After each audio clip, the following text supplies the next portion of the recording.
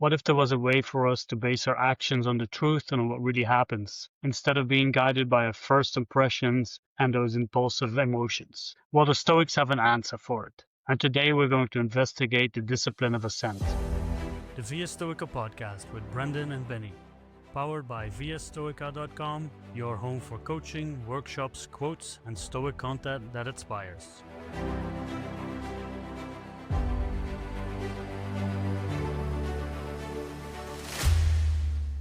Welcome to the Via Stoica Podcast. My name is Benny and I'm going to be your host for today.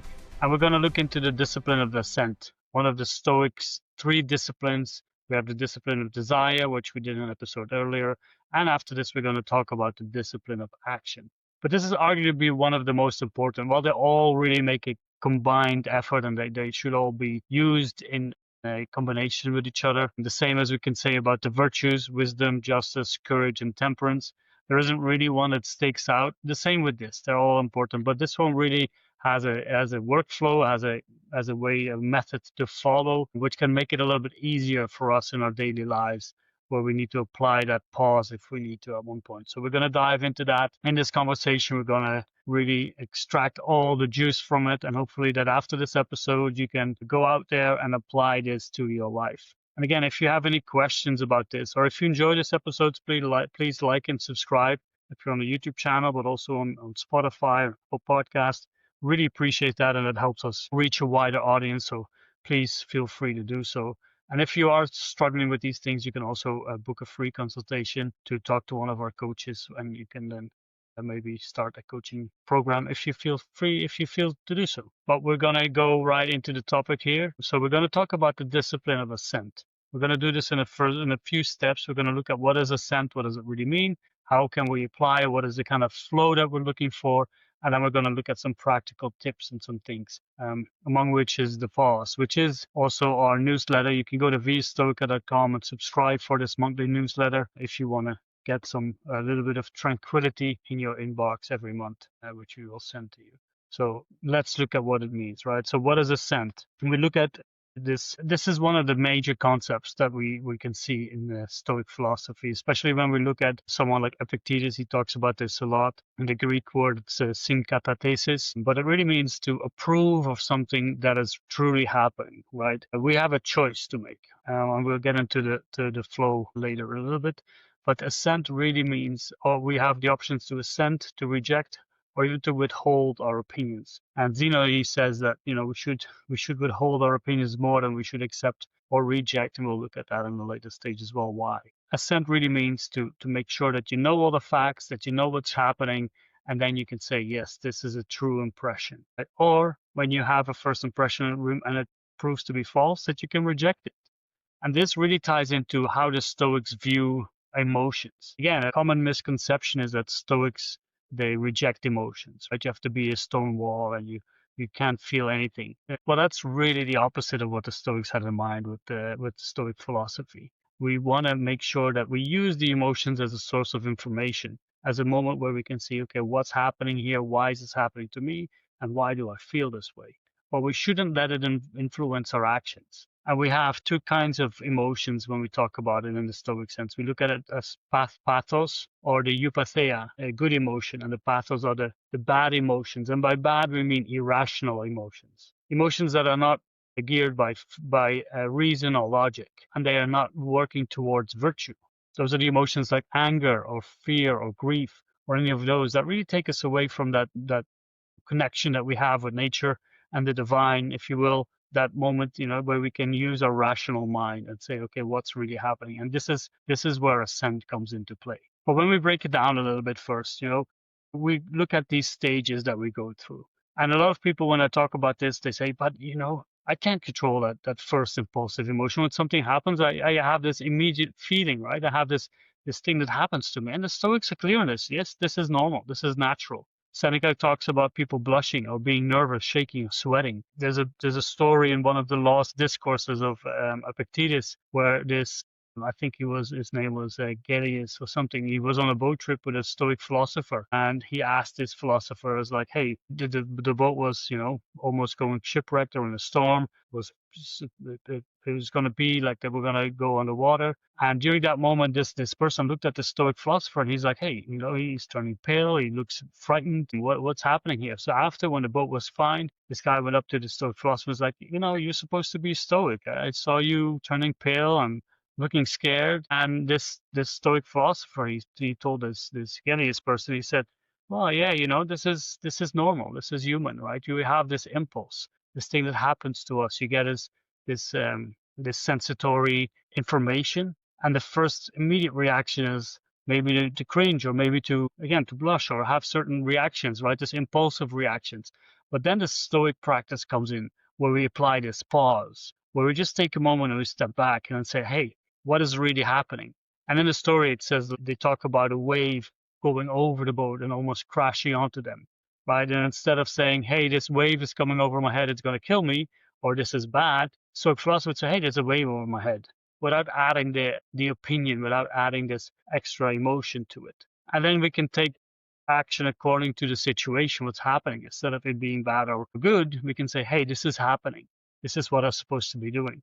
I think it's in Epictetus where he talks about an example of someone going into jail, and the person says like, oh, I have to go to jail and that's a bad thing. Well, that's what you've added. You have to go to jail. Those are the facts. Whether it's bad or good, that's your opinion. That's your judgment. But we have to make sure that we apply this pause to it. So instead of having this first impression of an event that's happening, something that's external to us, and the Stoics, they can classify that even further. They say this is a natural thing to happen. This is ordained by fate or fortune. It's neither good nor bad. It's just something that happens. And this is difficult for many people to accept, right? How can these things that I obviously label as bad, how can I remove that label and say this is just something that happens? And this is difficult, this requires practice, and it's not always possible, right? But that's where this pause comes in, and sometimes we need a longer pause, and sometimes shorter one is good enough. That depends on what's happening around us. But it's possible. And by training, by practicing, we can make that pause smaller, and we can put it closer to the event that's happening. So we can move really the goalpost when we practice more. And that's really, when we boil down what the Stoics ask of us, that's really what they're looking for: to make progress, to build, to grow. And when we talk about that pause, is to make that pause smaller. When you get angry, maybe you need to go for a walk for an hour, but maybe a few months later, you only need half an hour, and then maybe 20 minutes. And maybe at one point, just taking a deep breath is going to be fine. But that's the progress. Those are the steps that we need to make. And that's why this practice is so important. So we look at this first impression. Something happens to us, external, right? I don't know whether it's good or bad. That's not up to me. This is just something happening. Let's look at the facts. But again, we have these preconceived beliefs. We have these things maybe from our childhood, maybe from even before that, from our nature. We've been given things that as a species or a culture were doomed in a certain way. Those ideas and those beliefs, they are in our minds. And when those things happen, when something happens, and in our beliefs we have already labeled them as bad, then we will see them in that impulse. We will see them as bad. We will see them as fearful. We will see them as a moment for us to become angry, because that's what we've already printed in our minds. That's where we already are with our mindset. And then we add to that as well, that if I feel this way, like if this happens and this is bad, then I'm also allowed to feel this way. Then I'm also allowed to maybe lash out, or maybe to cry uncontrollably, right? We have then given ourselves permission that if something here happens, I've already have a preconceived idea that then I can feel this way, and then I can also react this way. So we've already ingrained that sequence of events in our minds. And this is where the Stoics come in, and they say, wait a minute, you can pause. There's still things that you can control, right? You can control your mind, you can control your opinions, and you can control your actions. So the closer we can get to that impulsive belief, so when an event happens, we have an impression, and that's where that impulsive emotion or reaction comes into play. And that's what we need to move that pause towards. The faster we can do that, the less that impulsive event will impact us. And that's where we need that pause, right? That's where we need to practice. That's where we need to make sure that we take some time for ourselves to distance ourselves from the event. And there are techniques for that, right? For example, we can do otherizing. We can say like, oh, what advice or how would I look at the same event if it would have happened to someone else? Not that I want it to happen to someone else, but let me just picture that. What would I tell someone else? If my car got stolen, what would I tell someone else?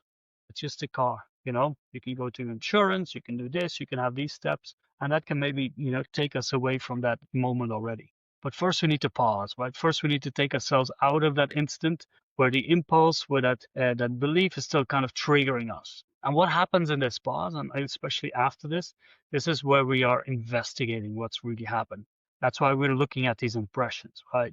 And Epictetus talks about this. He qualifies four different impressions. Two of them are true, two of them are false, right? The first one, he says, there's something that appears so, and it is, right? We can talk about, for example, if I look at a table, there's a lamp on the table, and I think there's a lamp and it's actually there. But I like the example, for example, if I'm with someone and this person appears to be angry, and then I want to, make sure that, and then if the person appears to be angry, and then my first impression would be this person is angry, so I have a reaction. Maybe I should go defend myself. Maybe I want to apologize. Maybe I want to do something. But then first we need to make sure that it's true. So this person appears to be angry. I ask, hey, are you angry? This person says yes. Okay, so my impression is correct. I assent to the impression. This person is angry, and then I can take some follow-up steps. And the great thing about this is that it already takes that initial sting away. Okay, and we've already spoken about it. And you don't have to ask like, hey, are you angry? Are you okay? Maybe you look a little bit angry. Is there something wrong? What did I do? And that already is a step to deal with the situation, in this specific situation, right? Then we also have another true impression that Epictetus says, for example, with the same situation. I'm here with a friend or with whatever person, and I look at this person. It's like, oh, this person doesn't appear to be angry. I ask, hey, how are you doing? Are you angry? No, I'm not angry. Again, that's a true impression, right? It doesn't appear so. I don't perceive someone to be angry. The person isn't angry. I checked.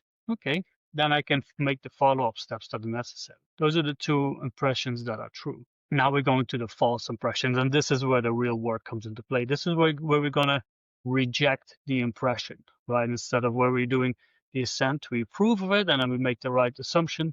But now we're going to look at the other place, at the other situation. So again, with the same person, I have the impression that this person's angry. They might frown, they might look at me, they might do it in a specific stance, right?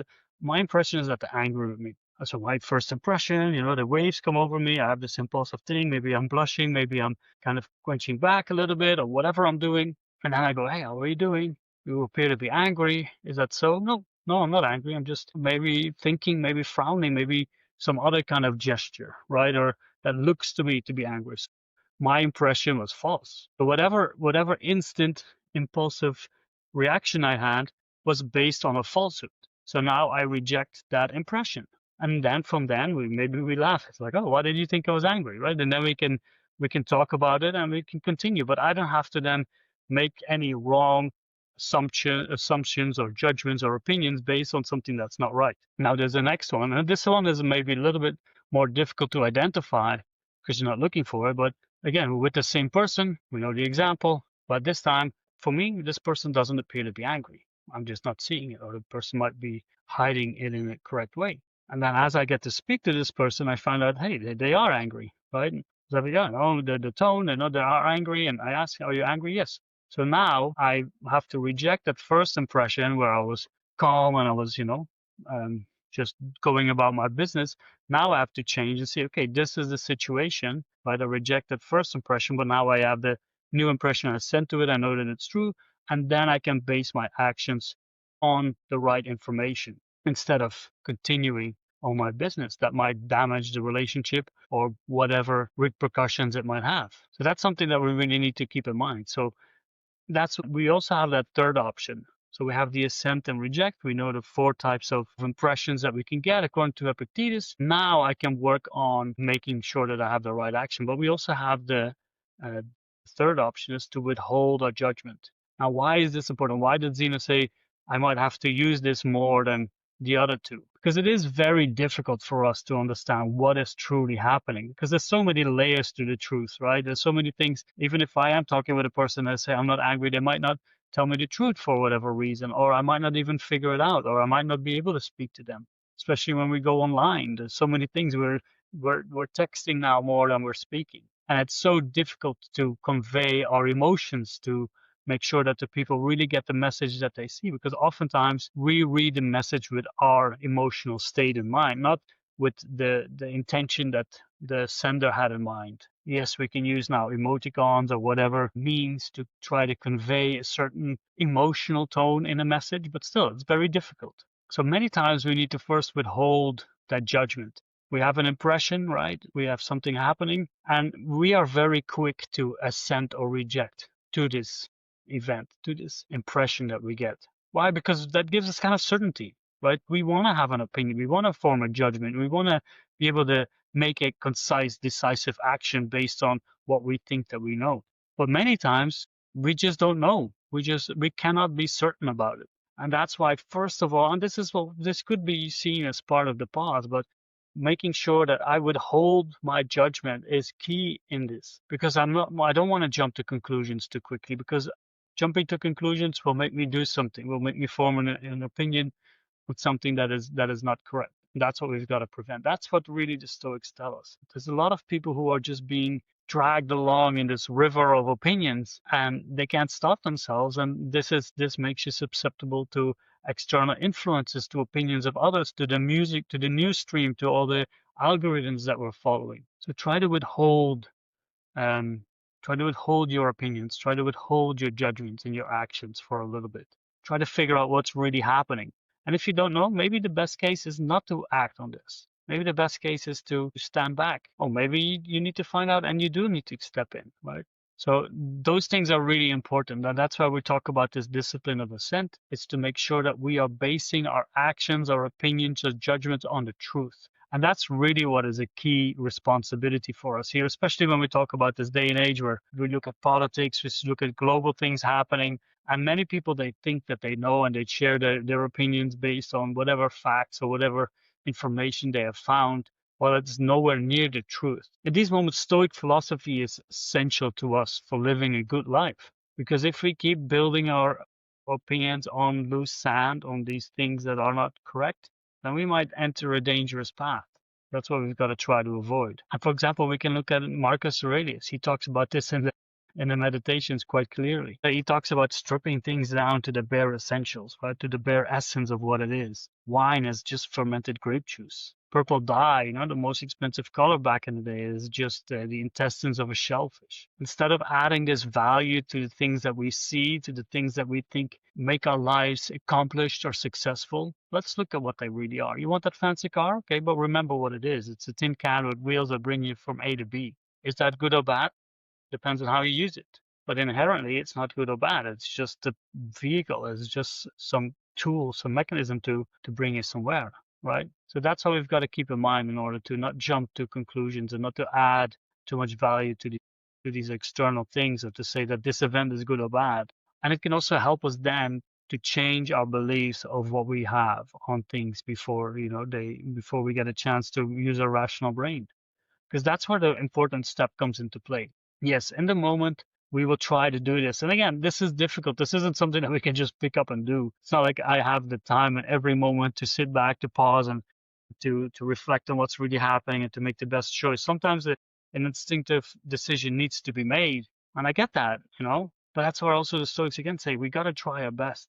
But sometimes, we tend to make a decision on information that isn't correct, especially if it has to be done quick. But the good thing is that when we have the reflection moments, right, when we do the journaling, when we think back at what's happened, when we have some time to process it all, and then we can think about what really happened. What was my belief? Why did I have this impulsive reaction? Why did, when I see this person being angry, I got flinched away, or I was in aggressive stance to go forward, right, to meet it with the same energy? Why was this happening? Once we delve into those steps, we can see that we can investigate those beliefs. And then when the next time the same or similar event happens, that impulsive reaction will diminish or will change. I might not become as aggressive or angry or sad or whatever when this happens. Maybe I have a different, more tempered reaction to it, which allows me to apply the pause faster, which allows me to investigate the truth better, because my mind is not clouded by that initial emotion,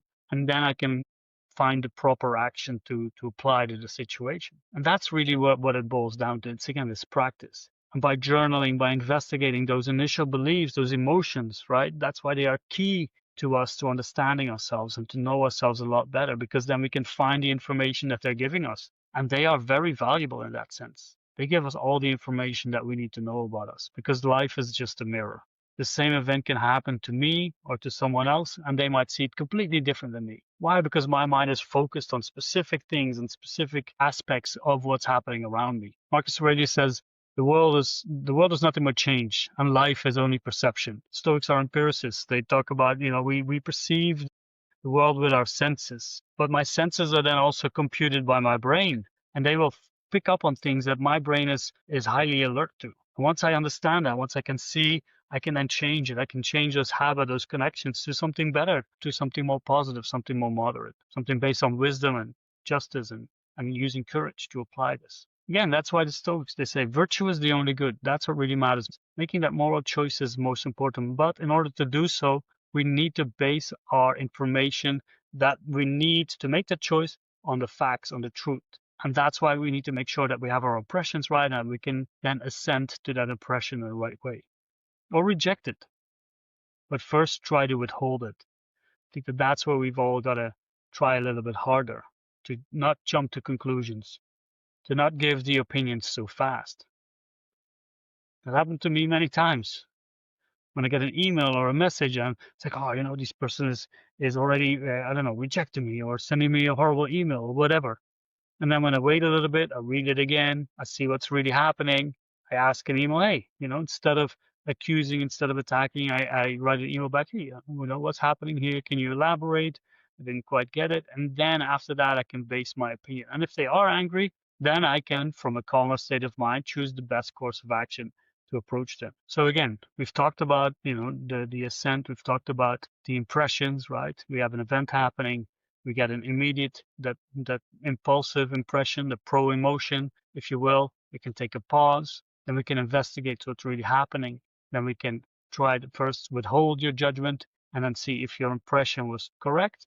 Then you can assent to it, approve, or if it wasn't correct, you can reject it. And based on those facts, you can then make the moral choice. And then we can continue, right? And that's really the kind of workflow that we're looking for as a Stoic. And again, when we look at Marcus Aurelius, how he talks about this, we are not pained by the external thing. This thing that disturbs us is the only thing that disturbs us is our judgment about it. That's really where the pain, where the struggle, where all of these things come from, is because we judge these things in a way that they shouldn't be judged. We either add too much value to them, we either add too little value to them, we already label them as good or bad, maybe it's terrifying, something that we want to avoid, something that we desire because we think that it's so good that it will make our lives so much better. But if we withhold and if we make sure that we assent to the right impression based on the facts and the truth as much as we can find it, then I'm sure we can all make better choices and we can all live a little bit better based on that. So again, thank you for listening. And maybe you can ask yourself this question. What impressions did I have today that I give assent to that might not be correct? Did they deserve my approval? Or maybe I should have rejected them. Where did I jump to conclusions? Where should I have paused? More importantly, where should I have withheld that opinion and that judgment a little bit more? Use that as a journaling prompt or however you want to use it, or just even after the moment when you did something that you weren't as happy about your reaction, you say, what really happened there? How could I improve? Where should I have paused?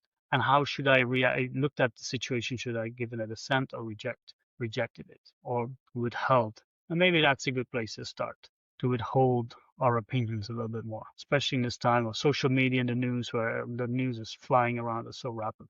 But again, thank you very much for your attention here, for listening to the podcast. Again, if you like what you heard, please subscribe and give it a thumbs up. And also, if you have some questions or some things that you want me to address more, then please leave a comment, or you can send me a message as well, benny@viastoica.com. Reach out there. And if you need some coaching to know how to deal with these impressions, if you're struggling with this, if you tend to jump to conclusions real quickly, or if they just give you anxiety and you want to make sure that you can apply that pause a little bit faster or better to certain situations, maybe at work, in a relationship, or at home, then reach out. Book a free consultation. There's no strings attached. We can just talk for half an hour. We do a little bit of a coaching session, and then from there we can see what else we can do together. So again, thank you very much for your time, and looking forward to seeing you in the next episode. Thank you for listening to the Via Stoica Podcast. If you have enjoyed this episode, please consider subscribing, rating, and leaving a review. Your feedback will help us reach more like-minded people on the journey to self-improvement. If you want to get in touch with us or find more information, you can go to viastoica.com, your one-stop platform for all things Stoicism and living better. And remember, virtue is the only good.